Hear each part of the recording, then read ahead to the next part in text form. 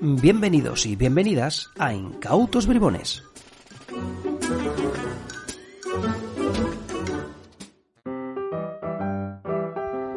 Hola amigos, mi nombre es Iñaki Zabaleta y es un verdadero placer para mí presentar a uno de los grandes de la magia y del mentalismo. Para mí él es uno de mis grandes referentes, es más, a día de hoy, cualquier duda que tenga o si quiere una opinión realmente válida sobre algo, es él la primera persona a la que consulto. Así que es un grande, ya les digo, es un placer para mí presentar a Michel hablando sobre Hahnemann. Bienvenidos y bienvenidas a Incautos Bribones, el podcast de páginas. Mi nombre es Borja Meyer, soy entretenedor profesional y el capitán de esta aventura audiofónica. En este episodio de Incautos Bribones vamos a hablar de uno de los grandes exponentes del mentalismo moderno, de un hombre prolífico, de un gran creador, y es que hoy hablamos en Incautos Bribones sobre Hahnemann. ¡Comenzamos!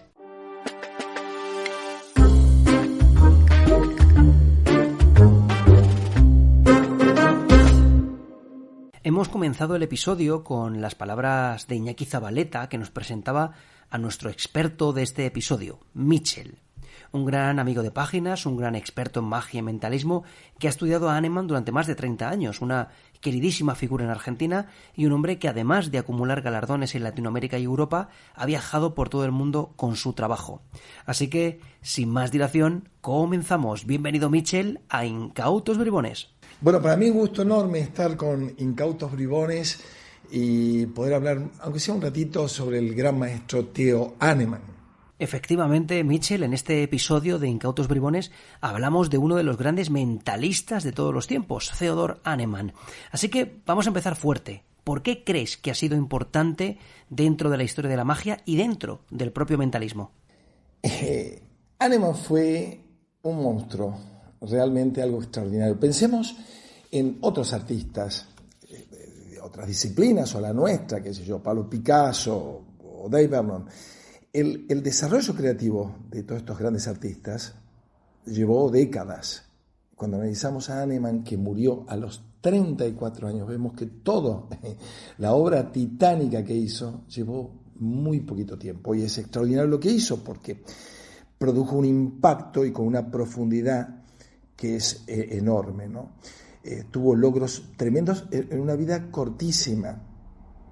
Tuvo un pensamiento lúcido que, para mi modo de ver, cambió el curso del mentalismo. El mentalismo hoy no sería si él no hubiera existido, ¿no? Su influencia llegó a todo el mundo y, a mi entender, continúa hasta hoy, ¿no? Ahora, es muy difícil comprender la obra de Hahnemann sin verla o analizarla en contexto y con una mirada de perspectiva. Los orígenes del mentalismo son oscuros, ¿no? Nuestros padres y madres fueron impresentables, eran pseudoespiritistas, embaucadores, que, bueno, timaban a la gente, engañaban a la gente por dinero, tremendo, ¿no? Lucrando con el dolor de la gente. Ese es nuestro origen, ¿no? Un origen para esconder. Pero a partir de 1920 ocurre algo extraño, extraordinario en Estados Unidos. Es como si en un momento se hubieran alineado los planetas. A partir de 1920 ocurre lo que yo llamo el trípode de la gran explosión del mentalismo. Es decir, por un lado, los espectáculos de dos grandes mentalistas, verdaderos mentalistas modernos, los primeros que fueron Newman y luego Junninger. Pero por otro lado, en 1921 comienza una tienda que duró hasta los 70, una tienda que vendía exclusivamente juegos de mentalismo, que fue Nelson Enterprises, de la mano de Robert Nelson. Una cosa única que al día de hoy creo que no existe, una tienda dedicada solamente. Pero también a partir de 1920 aparece nuestro gran maestro Hahnemann, autor de libros, de juegos y de la revista maravillosa, icónica, única, que fue The Jinx. todo eso al mismo tiempo, ¿no? Imagínense, en un momento donde el mentalismo no era mentalismo. Pensemos que la palabra mentalismo se acuñó en el 1920, creo que fue Newman el que la acuñó, es decir, una palabra modernísima. Es decir, hasta el 1900 las técnicas fundacionales del mentalismo, que son las que utilizamos hoy, eran patrimonio de los mediums, de estos tíos, ¿no? Eran desconocidas por los magos, las pizarras, el Nightrider eran desconocidos, el centro roto. En cierto modo, pienso que Hahnemann fue al mentalismo lo que Arnase fue a la cartomagia, ¿no? Tal vez, haciendo una analogía. Y es especialmente con Hahnemann que esas técnicas fundacionales se ponen al servicio del mentalismo moderno, por llamarlo de alguna forma, ¿no? Publicó libros, vendió juegos, fue un publicista extraordinario cuando el marketing no existía. Yo les pido que lean los avisos de sus juegos. Los lees hoy y si quiero comprar este juego. Hasta en eso fue moderno. Y por supuesto la influencia de la revista The Jinx, que yo hoy la leo y la releo y encuentro maravillas permanentemente. Por supuesto hay cosas que han sido superadas, sería necio, pero es que pasaron 100 años. Lo importante es que lo esencial del mentalismo de Hahnemann no perdió vigencia. A 100 años es tan bueno como hoy. Vaya titular que nos ha dejado Mitchell, ¿verdad? Para terminar con esa pregunta. Bueno, antes de entrar en harina, también nos interesa su historia. Háblanos brevemente sobre su historia personal, por un lado cuando nadie lo conocía, y luego ya cuando se escriben libros, se dan conferencias que explican sus efectos y sus métodos. Cuéntanos un poquito, Mitchell. Bueno, tuvo una vida difícil y una niñez difícil. Sin dudas, él era maníaco depresivo y eso se profundizó muy chico con el abandono de su padre, cuando apenas era un niño. Y eso hizo seguramente que también tuviera una vida tortuosa y que muriera tan tempranamente. Pero fue muy precoz en la magia, porque piensen que en el 24 ya publica su primera nota en la revista Sphinx, que era la revista más importante en todo el mundo de la magia. Él ahí publica su rutina de vista a rayos X, de vendado, y luego inmediatamente una revista sobre argamasilla. Pero claro, había una dualidad, ¿no? En el que era, por un lado era un virtuoso creativo y por otro lado el problema de la paralización frente al público, ¿no? Tenía ese miedo escénico, pero cuidado que ese miedo escénico no hizo que él no trabajara, no hiciera shows, hizo muchísimos shows. Es la parte que está más escondida porque sin dudas él brilló como autor, pero hizo grandes espectáculos en teatros. Tenía el problema del miedo escénico, lo llevó también al alcoholismo, a graves problemas, pero pensemos, por ejemplo, el acto de la bala atrapada en la boca, que no fue su creación, porque él también lo hizo famoso con lo de Orville Mayer, lo hizo 6 veces en teatros, afuera y en teatros. Y claro, tuvo una vida tortuosa. Hay un párrafo, ¿no? en uno de sus libros que le dedica a su madre, un libro de él, ¿no? Y dice a la madre: ¿te acuerdas aquella vez que tomaste mis libros de magia y los quemaste? A ver si puedes hacer lo mismo con este, ¿no? Eso, a ver, marca a un artista para toda la vida, ¿no? Pero bueno, tuvo una carrera artística importante, hay una nota que escribe Max Holden, el famoso dueño de las tiendas más importantes de Estados Unidos, la escribe en Sphinx, donde relata él como asistente a un espectáculo de él, donde dice que fue fantástico y que por 1:20 tuvo al público en el puño de la mano, maravillado, que fue fascinante. Eso es una parte de él que está un poquito más como escondida, seguramente opacada por el brillo como escritor. Pero bueno, el miedo escénico le trajo problemas también, sin duda, y eso seguramente lo acompañó toda su vida. Pero bueno, sus publicaciones, su revista Jinx fue también de lo más extraordinario. Cómo influyó esa revista hasta el día de hoy. Es una revista que vuelvo a leer periódicamente y se ha copiado su estilo, su modo. Piensen que en ese momento la revista Cool, las revistas era de Sphinx, que estaba publicada en papel, ilustración, con fotos. No, esto eran 2 hojitas hechas a máquina, pero claro, el material que había dentro era excepcional. Piensen que hoy es bueno, imagínense en aquel entonces, ¿no? Pero bueno, fue derrotado, ¿no? Por las circunstancias dolorosas, y finalmente se suicidó en el 42. Pues ahí conocemos a Hahnemann, esa vida tortuosa, pero bueno, también llena de éxitos y sobre todo de un gran material que ha pasado a formar parte de la historia de la magia. En el libro publicado por Páginas, Vida y obra de una leyenda, podemos leer una colección muy curiosa de cartas que intercambiaba con magos y mentalistas de la época. ¿Alguna anécdota, Mitchell, que puedas relatar para los incautos bribones? Bueno, siempre fue igual, ¿no? Uno piensa que en aquel entonces era todo mucho más serio. No, los hombres, la gente era exactamente igual, ¿no? Al igual que hoy, y seguramente mañana, ¿no? Los celos, las copias, las traiciones estaban a la orden del día. En aquel momento era muy común, no había fotocopiadoras, no había los medios de impresión que había hoy. Los magos solían vender trucos en copias hechas a máquina, con papel carbónico o mimeografiada, eso era lo máximo, ¿no? Ahora ocurre algo muy interesante. En el 25, el gran Al Baker, mi otro gran héroe, otro hombre que lo que produjo al día de hoy es totalmente vigente, otro pensamiento lúcido, un tipo que también me hubiera fascinado conocer. Bueno, en el 25, Al Baker le escribe a Hahnemann, que no se conocían, reclamándole que estaba haciendo copias apócrifas de su juego, el maravilloso juego, El mazo que se corta solo. Y Hahnemann, bien qué curioso, ¿no? Era muy jovencito Hahnemann.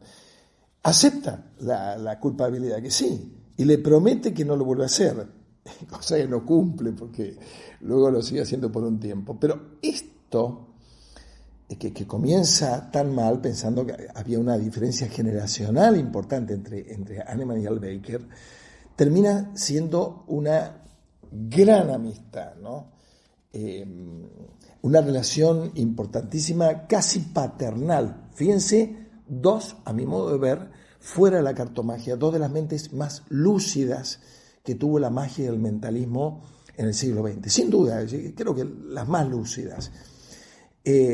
Y yo creo que Al Baker descubre tempranamente la genialidad de Hahnemann. De hecho, terminan siendo muy amigos. Y fíjense este detalle tan lindo. Así como hablamos de estas cartas donde se reclamaban cosas, el primer libro de Hahnemann, que es The Book Without a Name, fíjense qué título, ¿no?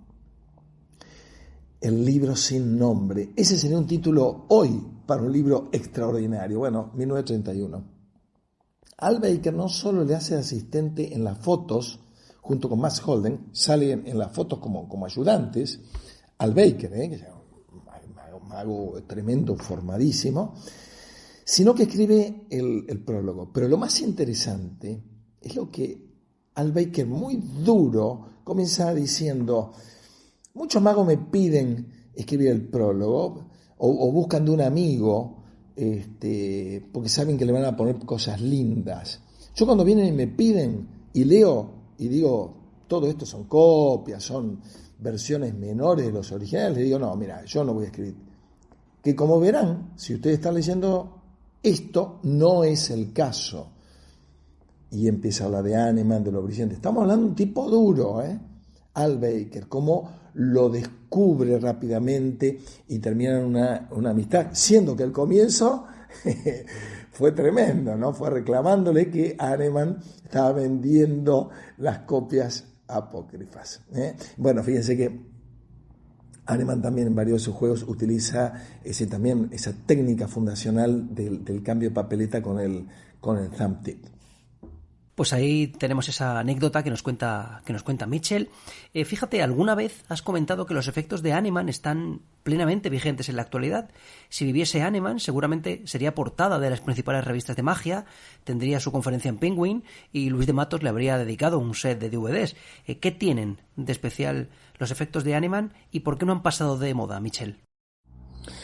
Bueno, yo creo, a mi humilde entender, que el mentalismo de Hahnemann es un mentalismo fundacional, en el sentido de que funda las bases del mentalismo, pero como lo conocemos hoy, ¿no? Donde los tipos de efectos y las técnicas son esenciales. Es decir, el de Hahnemann era, ¿cómo decirlo?, el más puro mentalismo, donde el énfasis está en las sutilezas y en los métodos y no en los gimmicks. Acá no hay cajas, no hay esa dualidad de la que hablamos permanentemente, la diferencia entre mentalismo y magia mental, y no es que uno sea mejor que otro, son diferentes.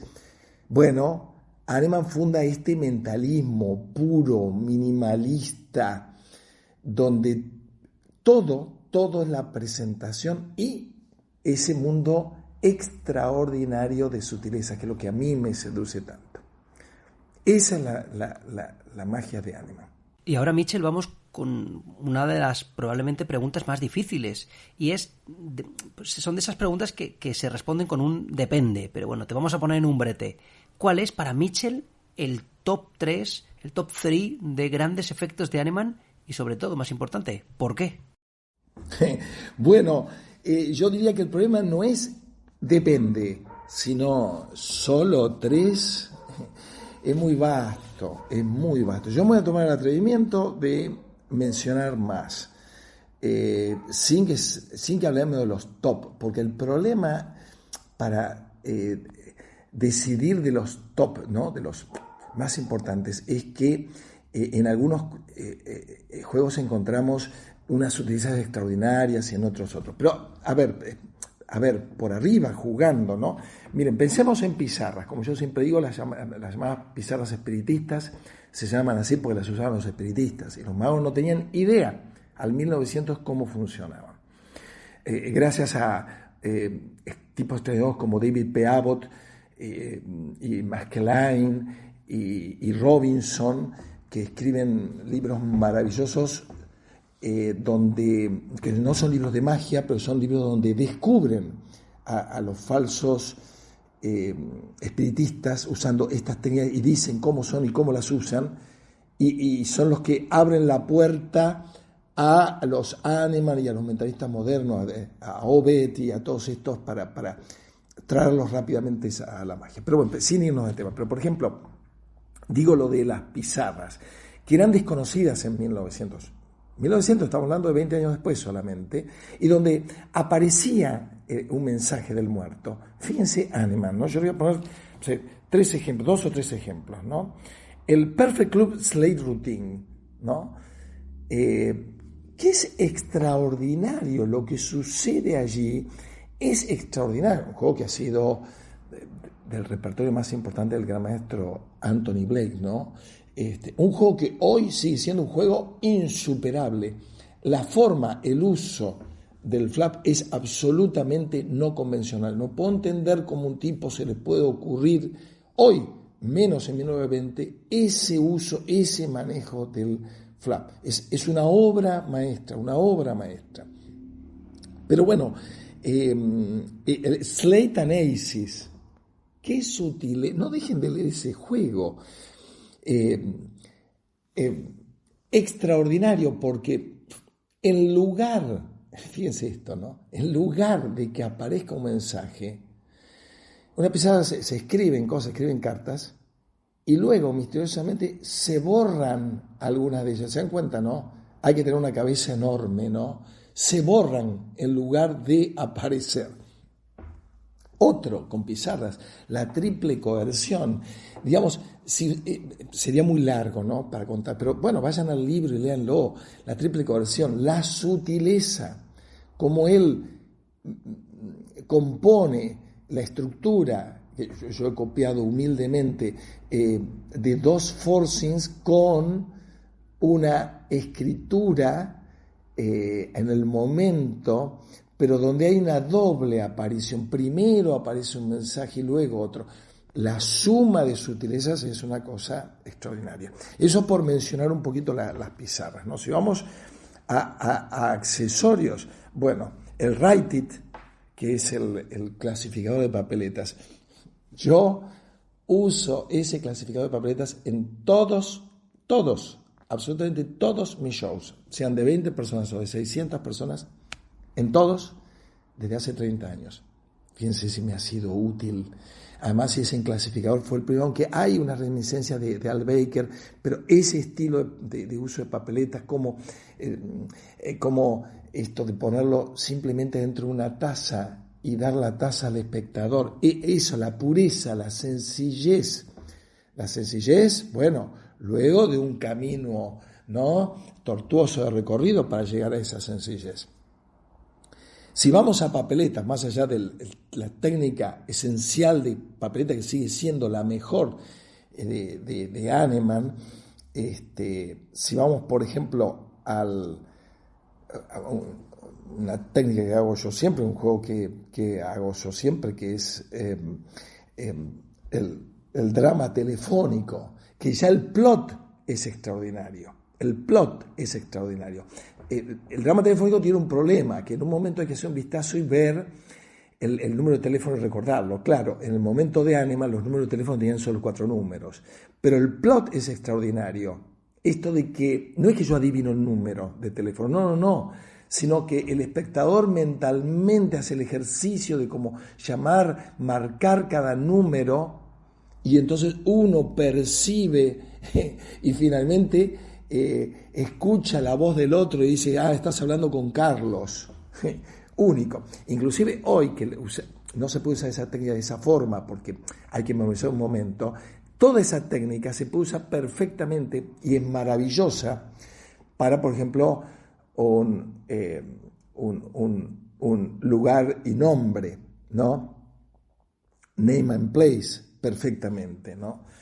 Pero, por ejemplo, para mi modo de ver, ¿no?, la duplicación del nombre del muerto es de una belleza. Yo lo hago permanentemente en situaciones casuales o en los shows. Es una delicia analizar ese manejo que tiene de papeletas, que al día de hoy no ha sido superado, está totalmente vigente, ¿no? Si vamos a juegos independientes, la pseudopsicometría. Yo creo que, sinceramente lo digo, un artista podría recorrer el mundo solamente con esta experiencia, nada más, 5 sobres, cualesquiera, y nada más. Por supuesto, es ser un gran artista, pero las bases están puestas por Hahnemann. La pseudopsicometría, como si hablamos de juego, ¿no? De manera tal que, o el test de Tiber, el manejo de papeletas del test de Tiber. Bueno, se me fue la mano, fueron más de 3. Bueno, más de 3, Mitchell, pero realmente interesantes y que mandan muchos deberes a nuestros oyentes. Mitchell, tú te has destacado a lo largo de tu carrera como un gran mentalista. ¿Te has visto influenciado por Hahnemann, por su figura, por sus métodos, por su forma de crear?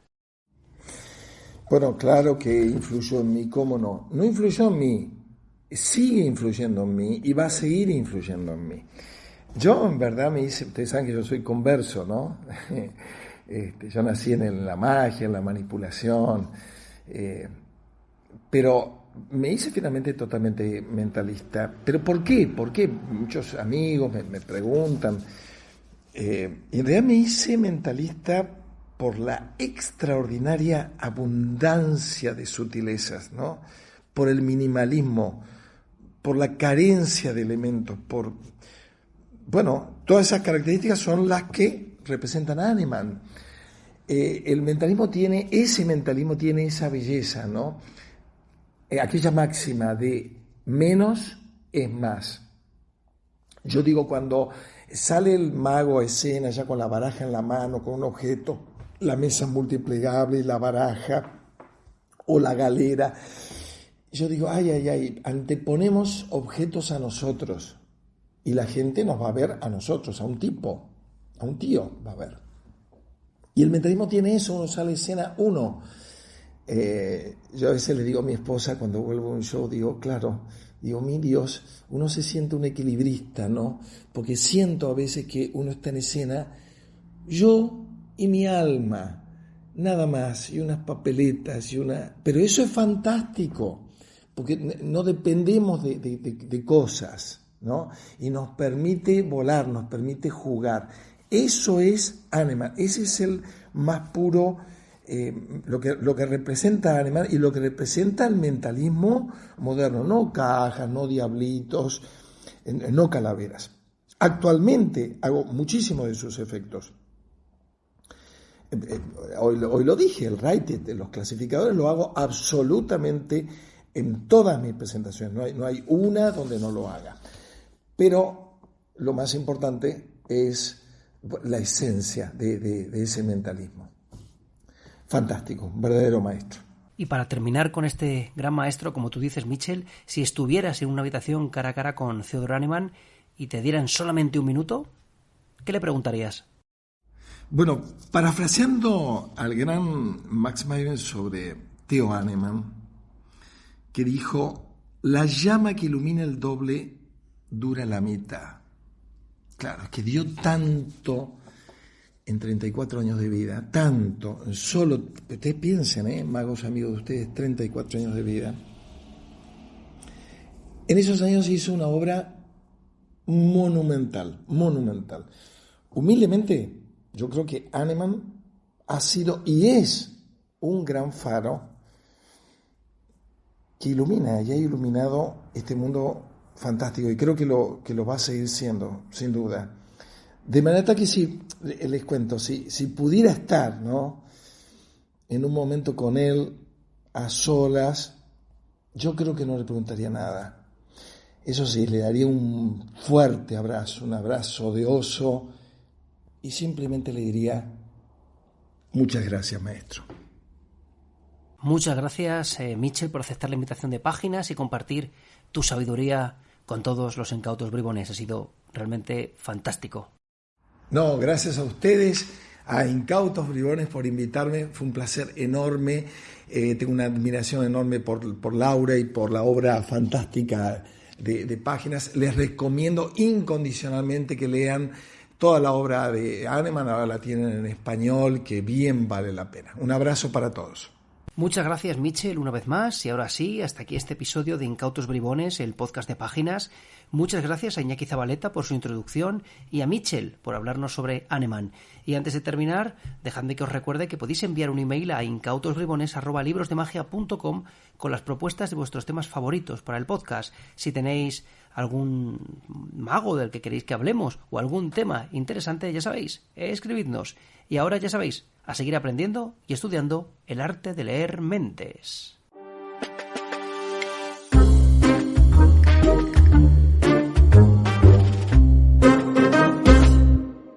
Y esto se acaba, pero antes, si aún no lo has hecho, suscríbete a Páginas en un clic, nuestra newsletter, entrando en librosdemagia.com. Es gratuita y cada 2 semanas recibirás un montón de contenido mágico de calidad en tu correo. ¡Apúntate! Y en una semana volvemos con un nuevo episodio de Incautos Bribones.